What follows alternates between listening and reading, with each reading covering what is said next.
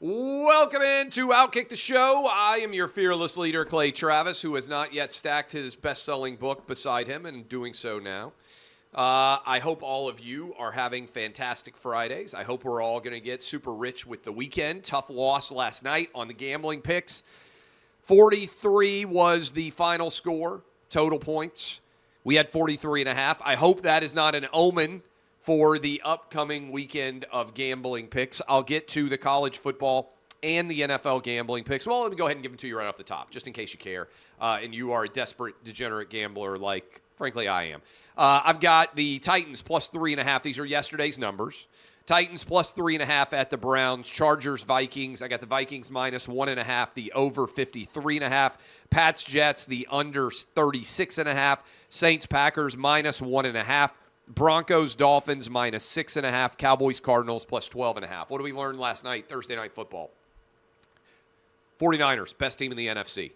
We're early in the season, but the 49ers and I think the Cowboys are the two best teams in the NFC so far. Now, a lot of times the September best team is not the team that advances to the Super Bowl, so take that with a caveat. Certainly, the Trayvon Diggs injury, guys can get hurt.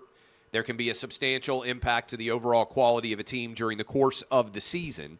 But I would say right now, 49ers, best team in the NFC. Second best team, I would put the Cowboys. Brock Purdy continues to perform. I had to pick him up in my fantasy league because I had Aaron Rodgers and he tore his Achilles tendon. But the 49ers, 3-0, I have them as the best team in the NFC with the Cowboys close on their heels. All right, I want to talk. Washington Post's got a story up about the pizza festival that Dave Portnoy is throwing in the Brooklyn area. And I read the full article. You might have just heard us talking about it live on the radio program, but it's turned into a controversy because the Washington Post, they put two different food reporters on this story, and they're covering a pizza festival like it's Watergate. They're giving more attention to Dave Portnoy's pizza festival than they did to, Hunter Biden's illicit sexual encounters with tons of women on the laptop. And one paragraph in particular jumped out at me. And there's this guy named Joe. I'm not even going to give his last name. I don't want to give him the credit. This guy named Joe. He's a Minnesota-based mathematician who has positioned himself as the conscience of the food and restaurant industries. Now, save some chicks for the rest of us, Joe. I don't know I've ever heard more of a panty-dropping focus than being the conscience of the food and restaurant industry.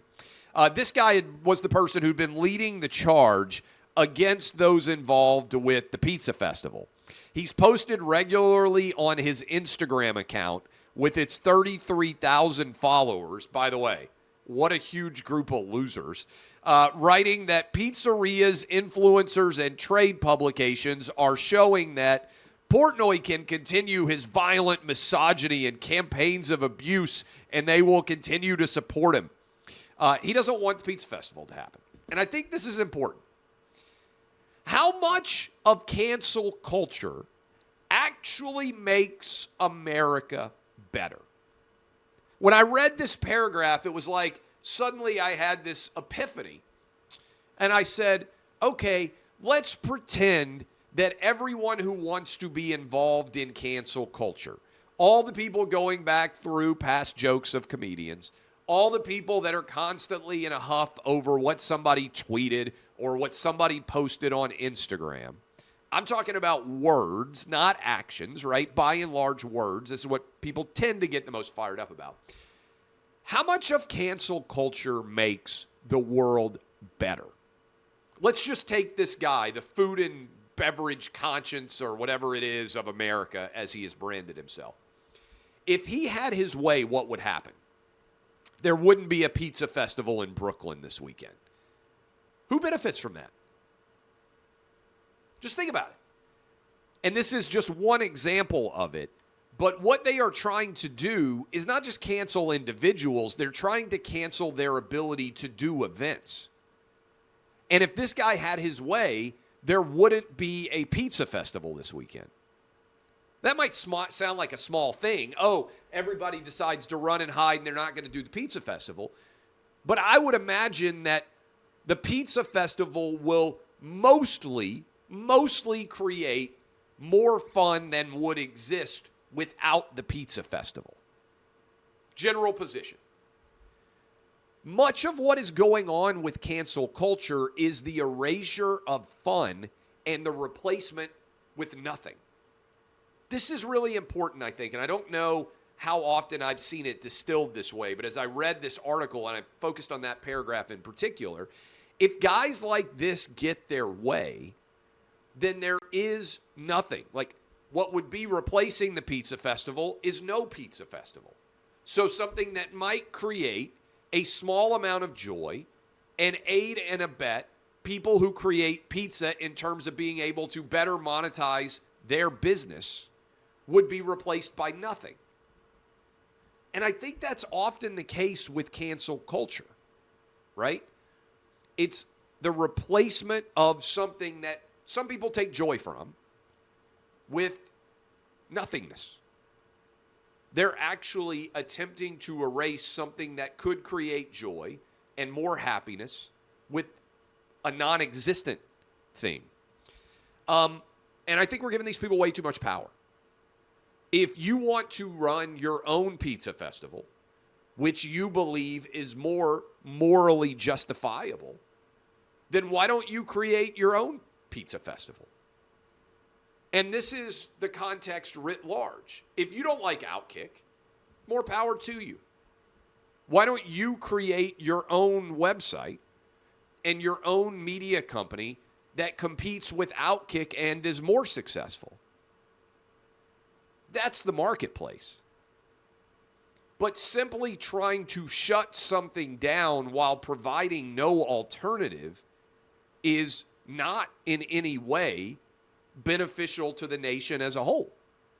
It might be beneficial to you individually because people pay attention to you because you're a social justice warrior. But the end result is actually worse. And I can build this further, right? If we use as an example the argument that police needed to be defunded. This was an argument that mostly left-wing white people made. As a general rule, the most ardent supporters of defund the police were left-wing white people. What was the result? Less police, more violence, more death. The absence of something and the replacement with nothing makes things worse. And we very rarely hold the people accountable who demand this, right? If you're a rich white person who was demanding that police be defunded and they were awful, you didn't live probably in a neighborhood where there was a desperate demand for police. Because one of the things you learn very quickly is rich white people trying to make decisions for often poor minorities don't make the life of the poor minorities better. Instead, what they make the rich white people feel is better themselves because, oh, they're social justice warriors and they're so much better than everybody else. But they actually make the lives of the people they claim to care about worse. Black Lives Matter indisputably led to more dead black people than would have existed if Black Lives Matter had never existed. And it continues. There are thousands of black people who are dead today that would be alive if Black Lives Matter did not exist. That's the reality. The more active Black Lives Matter has been in a community, the more crime has increased and the more dead black people there are. This is basic data. It's just like you can't even talk about it because people are so afraid of being called racist. This is the number one fear of white people. It really is. And when you actually dive into these woke left-wingers, what they're really arguing is we should define everybody we don't like by the worst thing that we think they have ever done, and therefore they are irredeemable. They cannot be worked with. They must be canceled. It's actually not a very liberal proposition, right? The idea of our criminal justice system is what? You go to jail, you serve your time, You come out, you have paid your penance to society, and you should be able to redeem yourself. Cancel culture, and I don't wade into the waters of religion very often, but it's the antithesis of what I was raised believing. I was raised as a Southern Baptist. For those of you who don't know, Southern Baptists, typically a pretty conservative culture. But one of the foundational tenets of Southern Baptism is the idea of redemption, the idea of forgiveness. A lot of you, if you're Southern kids like me, were raised in a church that was bathed in the waters of redemptive justice and forgiveness. That no matter what you might do and no matter how awful it might be, there is always available for you the idea of forgiveness and redemption. That doesn't exist in cancel culture because it's a profoundly irreligious perspective, which is founded not on the idea of human aspiration, frailty, and all of us trying to be better versions of ourselves, but on the idea that we must constantly and eternally judge people based solely on the worst act that they might have been involved in the perspective of the social justice warrior. There is no arc of redemption. There is no moral pathway towards righteousness. You are perpetually defined by whatever the worst thing you did, by the sin that is irredeemable, that the woke warrior decides they must constantly put you in on the cross over. Cancel culture is actually anti-religious. I don't know how many people have ever made that argument. I don't know how many people have ever made that connection. I don't know how many discussions there have actually been about this. It's pretty much the exact opposite of the religion that I was raised in. Worth thinking about. That's a deeper thought than certainly whether a pizza festival should exist, but just an easy idea for you to think about it in terms of the cancel culture is, how often does what the person wants canceled make America a better, more beautiful, more enjoyable, happier place? Almost never. Cancel culture warriors are almost exclusively awful human beings who are miserable and should be ridiculed, like this guy. I hope the festival goes well, even though, as you guys all know, I'm not a long-term aficionado of Barstool or anything, but they should be able to throw a friggin' pizza festival. John Fetterman. I feel like an old man on this, but I want to just kind of tell you a couple of stories. I saw a picture, you might see me tweet it, of John Fetterman in his shorts and his shirt that he was presiding over the Senate while wearing. And a little bit of a background story for you. When I was in college, I had two jobs. I worked, believe it or not, at Abercrombie & Fitch at the Pentagon City Mall. It's in Northern Virginia. Took the Blue Line out, went to work there. I don't know, I probably worked 20, 25 hours a week. And I also was an intern in Congressman Bob Clement's office, the 5th Congressional District of Tennessee, my hometown congressman's office. I was there every Friday for basically 4 years. I got to do and see pretty much everything that goes on in Congress. It was a super fun and incredible experience. And I just want to use this as an example because I'm 18, 19, 20 years old when I'm telling these stories. I'm 44 now. But as part of my duties as an intern was I would give tours of the United States Capitol to constituents. And this was in the pre-9/11 days. This is 97, 98, 99, 2000, before when I graduated to 01, before 9/11. And I had a badge, and I had a security access, and I could take people, when they weren't in session, I could take people onto the floor of the United States Senate. I could take them onto the floor of the House of Representatives.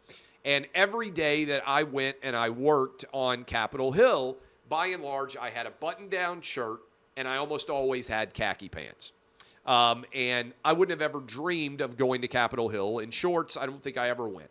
And I wouldn't have dreamed of giving a tour of anyone on Capitol Hill and wearing shorts while doing so because I had to dress in a respectful fashion.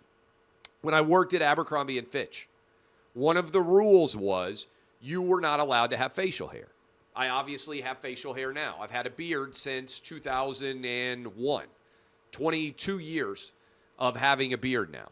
It's a long time, a generation of bearddom. But I didn't have facial hair then. Facial hair was popular then? The goatee was popular.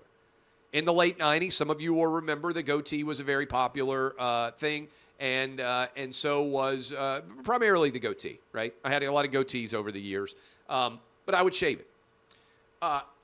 Applying and being involved for a job shows that you have respect for the job itself and the people that you're working for. This is a profound failure. And I'm a guy who likes to wear T-shirts and shorts as much as possible, but I wouldn't wear T-shirts and shorts to a wedding or to a funeral. It would be disrespectful. I wouldn't go to a high-end event that my wife wanted me to go to. Let's say it's a charity event.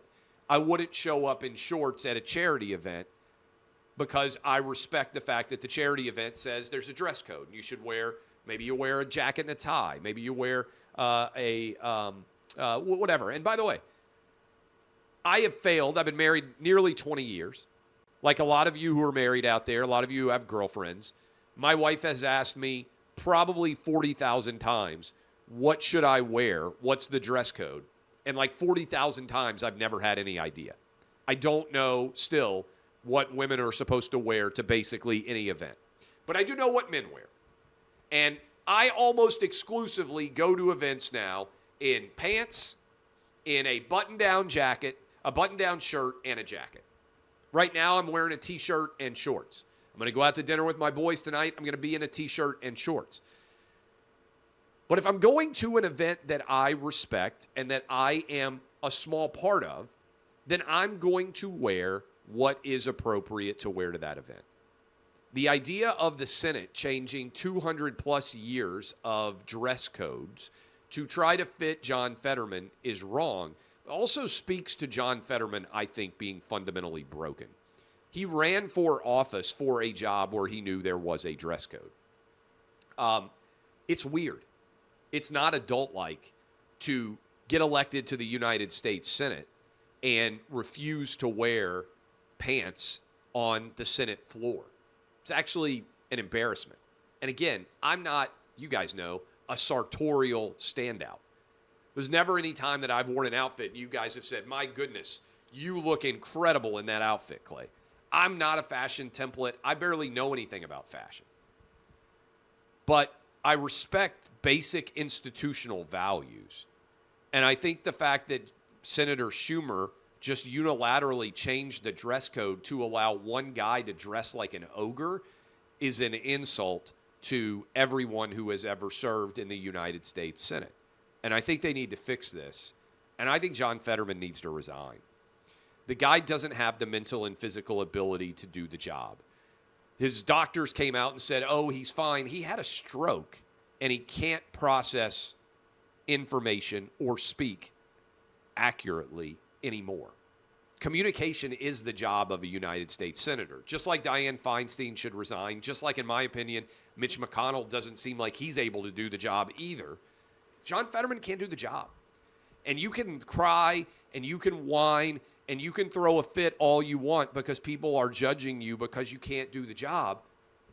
That's how the job works. If I lose the ability to speak, I wouldn't be able to host my radio show. I hope that doesn't happen for a long, long time. But if I tried to sit down in front of a radio mic and I couldn't speak and I couldn't do the job, it wouldn't be fair for me to be mad at other people for pointing out the fact that I couldn't do the job. It's a failure of John Fetterman's family that they allowed him to run. It's a failure of the Pennsylvania Democrat Party and a failure of the Democrat Party nationally that they still allow this guy to serve. If you can't do the job, you need to step down. If you have Aaron Rodgers has a torn Achilles tendon. He can't play quarterback. He's not doing the job right now. Being unable to do a job isn't some sort of badge of honor. Fetterman should step down, and he should be ashamed of the changes that he's making the entire Senate make on his behalf. Disney. Bob Iger is floundering. He is failing. Disney stock right now is at a lower price almost than it was 10 years ago. If you had bought Disney stock and held it for 10 years, you basically have lost money. The company can't, the attendance at its theme parks is cratering. They can't get anybody to go see their movies. ESPN's business model is collapsing. They're going to have to pay a lot of money for Hulu soon. They're talking about selling off all these assets. Marvel's flailing. Star Wars is failing. They had to shut down a Star Wars hotel. They've been feuding with Ron DeSantis and the state of Florida. Now Bob Iger says, quote, that Disney wants to quiet the noise and that being political is not healthy, quote, for business. You think? You know who's been saying that for a decade? This guy. You have destroyed the overall Disney brand by going political. And now they want to say they're going to quiet the noise and it's not healthy for business. You started all of this. This is important. Ron DeSantis didn't pick a feud with Disney. Ron DeSantis kept Disney World open for a year while Disneyland was shut down. No one has provided more benefit to Disney than Ron DeSantis, who fought to keep Disney World open while Disneyland was shut down for a year over COVID, which posed zero risk to the vast majority of people who would have ever gone to Disneyland in the first place. Disney picked a fight with Ron DeSantis.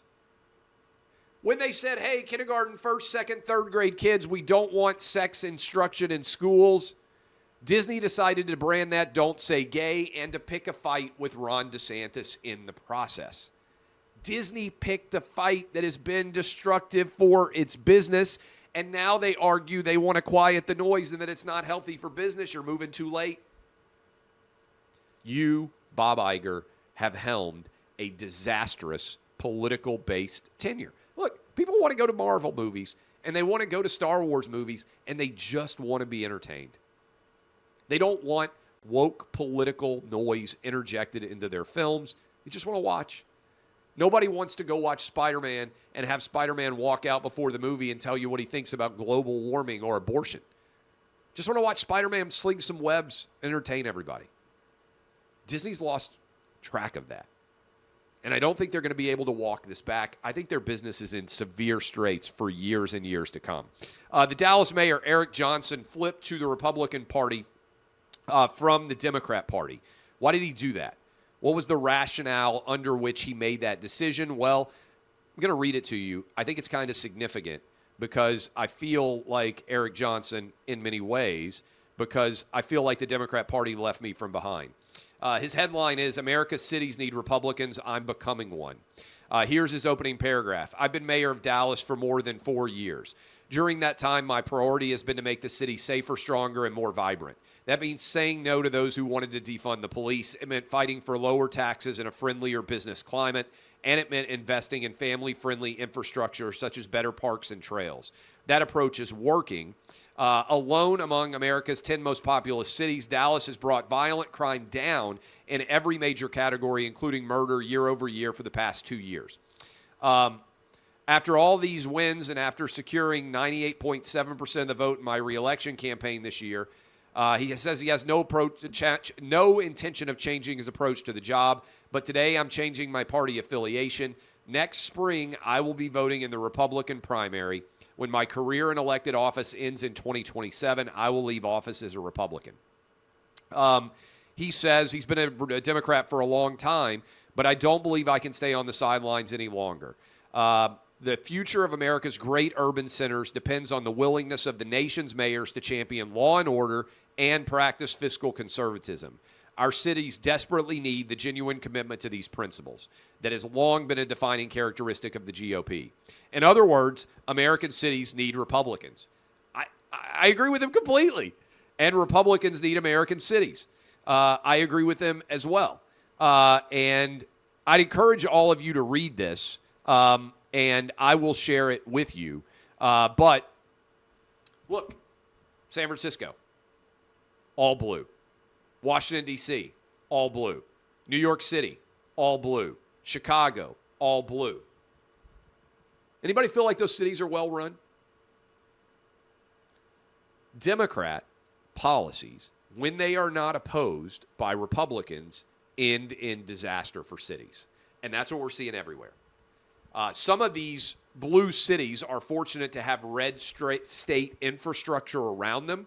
Like Nashville is fortunate to have a red state Republican majority.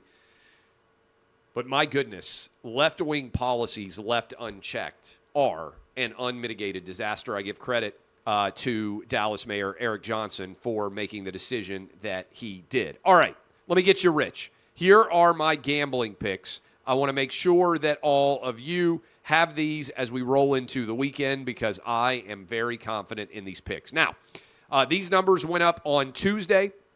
They may or may not have moved in my direction since then.